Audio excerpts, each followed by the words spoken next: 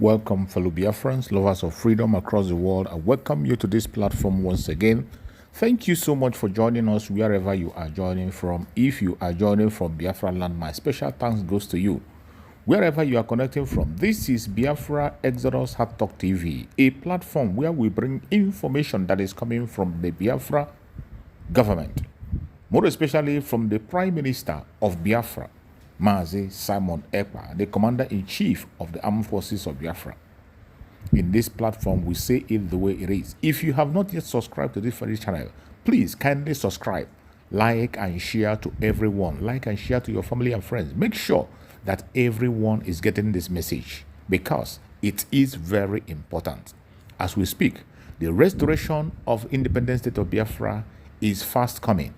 And more importantly, we are preparing, while we are waiting and preparing for the declaration of the restoration of independent state of Biafra. Remember, the 1 month lockdown of all the secretariat in Biafra land is oncoming. All the secretariat of the federal government, local government, state government, they will be locked down for 1 month immediately after their protests. As you all know, we are not looking back. We are focused on the restoration of Biafra, and there is no other two ways. We are not asking for anything from the zoo, and we are not part of their protests. We promise them that as they protest, that we will give them water. If they need water, they should let us know. We will help them to get them pure water to drink. And at the same time, we are going to help them to continue to share every single thing that is happening. That is why I am doing this program. And in this program, I am going to show you the update of the calamity that has befallen the Zoological Republic of Nigeria. What their media is saying and what is happening on the ground. I want you to pay good attention. From the beginning of this message to the end, you'll be glad you did. A lot of information are loaded in this. You will learn a lot. As for us, Biafra, we are heading home, and no man born of a woman will stop it. Let's watch. President Bola Tinubu yesterday met with all heads of security agencies in the country to review the state of the nation amid ongoing protests embarked upon by aggrieved Nigerians, which had turned violent in some parts of the country. The situation in many northern cities had become precarious, with daily reports of violence since the protests against hardship and hunger began some 5 days ago countrywide. Chief of Defense Staff General Christopher Musa, who briefed newsmen at the end of the security meeting, described as a treasonable offense the hoisting of the Russian flag by protesters in some Nigerian towns. Musa also ruled out the possibility of a coup to remove the democratically elected government of Tinubu, saying the military will frustrate any such undemocratic move. 2 hours meeting with Mr. President, we explained to him in details the current situation on ground since the riots have started. And what we realized is that, yes, initially people said it was a peaceful riot, but we have warned against it because we realized that there are individuals that are willing to take advantage of it to cause mayhem, and we can see clearly what has happened since it has commenced. Criminals have taken over, a lot of looting, a lot of stealing and all sorts happening. And besides that, we're also aware that I'm seeing, all of us have seen it, where some foreign flags have been flown within the sovereignty of Nigeria, and that is totally unacceptable. We are warning in clear terms, and the President has also said we should convey this, that we will not accept anybody, any individual flying any foreign flag in Nigeria. That is a treasonable offense, and it will be viewed and treated as such. So nobody should allow himself to be used by any individual. Also, the issue of coups. Nigeria is a sovereign nation. Nigeria is a democratic nation. All security agencies are here to defend democracy and make sure that democracy continues to strive. We will not accept anyone pushing or taking any action, seemingly or for whatever reason, to want to push for any change of government. Democracy is what we stand for. Democracy is what we continue to defend. For those of them flying flags, if you see a lot of them are kids being pushed to do that. We're following up with those ones that are sponsoring them, those that are pushing them, because the flags were also made. We identified those areas, and we're going to take serious action against that. All right, Rufai, the CDS has spoken. I hear there's a security briefing later on today at 11 a.m. at the Defense Headquarters. Hopefully we'll bring reports from that. But your take on this story? Yes. The CDS has spoken. President Tinubu had a security meeting yesterday with security officials, and a couple of things we just have to set straight. The government must go after the perpetrators of that heinous crime against our sovereignty. With the Russian flag they are hoisting and all sorts of manipulation they're trying to do, we must go out there and go hard on them. This protest was never about Russia in the first place. It was about the hunger and the suffering of a lot of people. And people have a right to ventilate. So anybody trying to use any sort of manipulation of some sort should be careful, because the state will go after you hard, and we will come out here and support the state when they go after you hard. And I'm happy they've arrested the tailor, and the tailor better start speaking. But also the states too had not done well. All of these violent tides too started when the states started using some of their, hoodlums and surrogates to start violence in some other parts of the country. We saw government officials across the states perpetrating this violence. And let's not deceive ourselves. Violence does not solve the problem. Protesters are protesting peacefully. You have no right to be able to infiltrate them. We all remember how a serving minister was taking an anti-protest march within the FCT. Secondly, those that are now using this to settle political scores, they should also be warned, because people have also settled political scores, not today.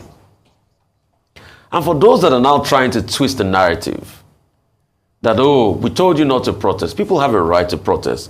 Don't elections turn violent in this country?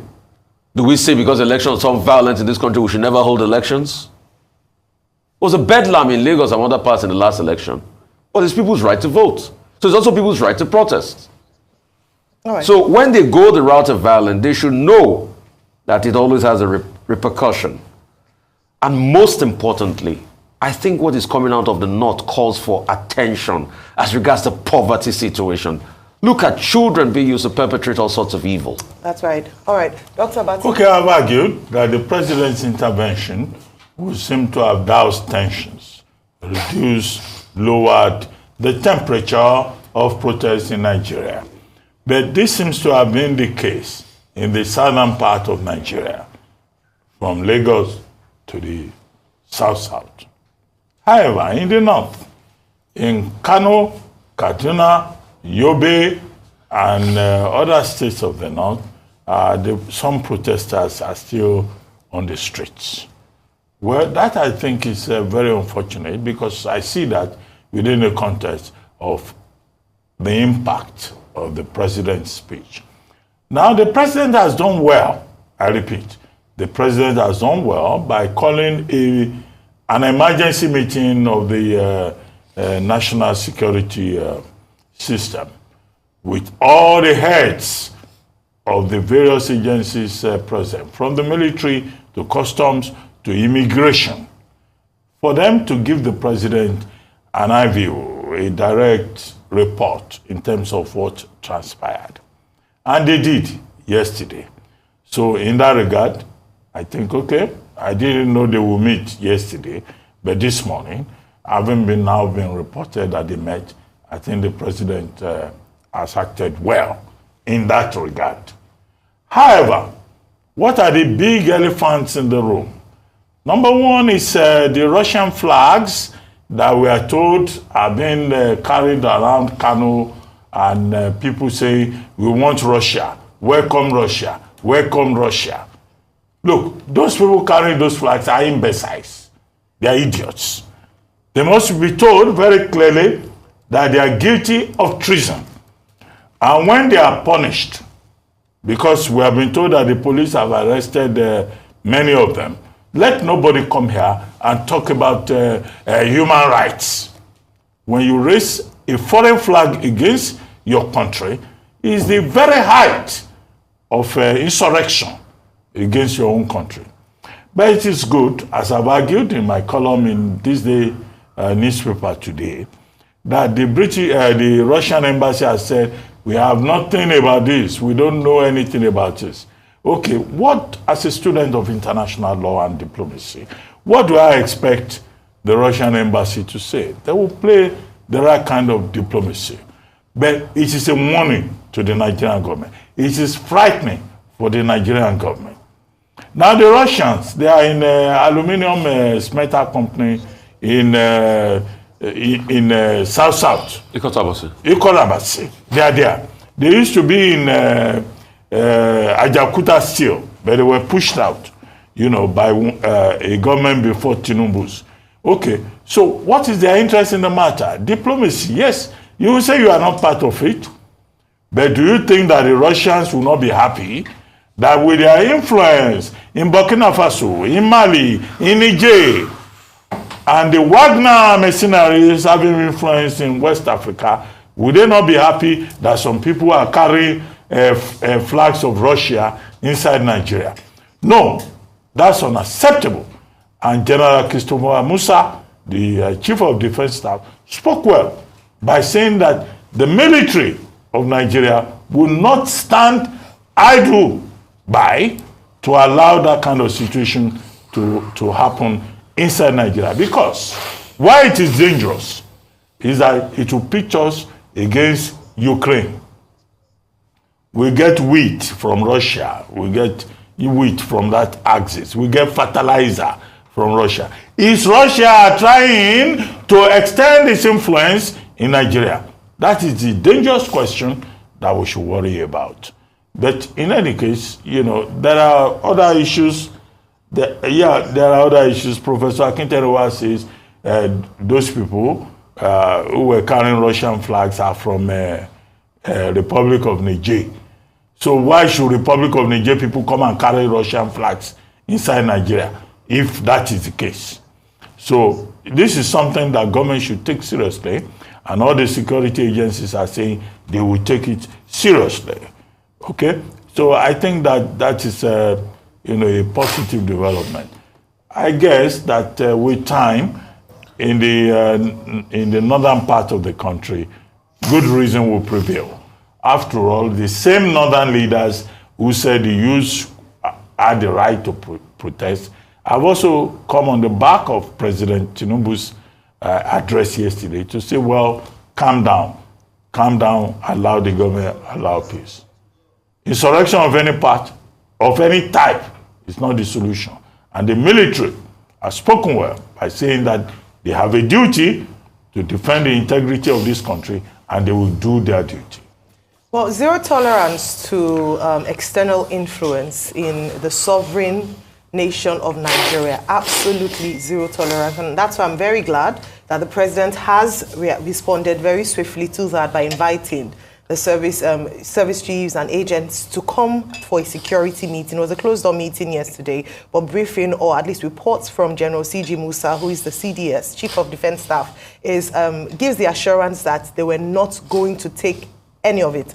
Also good is the fact that the Russian embassy has come out to remove themselves completely from what's happening in Kano State, in Kaduna and some parts of the north. Of course, when you hear what's happened in terms of the hoisting of the Russian flag, you cannot but make that link with the neighboring country of Niger Republic and how Russia was, assisted them in the overthrow of President Mohamed Bazoum of Niger Republic, and now a military junta is currently ruling there. And so it brings many reasons for concerns, and rightly so. And that is why I'm very glad that they were saying it very boldly here, zero tolerance to that. The military has said that they're not going to accept any of that. It is treasonable.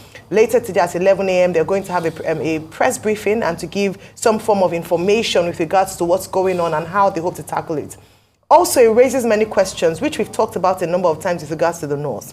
I want to point out something he said, which is quite important. The use of children when it comes to things like that. We saw the footage yesterday where a child was holding stones. And whilst we talked about it raising concerns around the level of poverty and how even children can see what's happening and now coming out to say that they don't, like the governor, etc., or the government. It also it speaks to the fact that, to be honest, a lot of these children are being used by adults for their for their own reasons. The first thing, and I'm glad you touched on elections with Rufai, because during elections, we also see children in the North being used and put on queues, registered to vote when they are not even of age.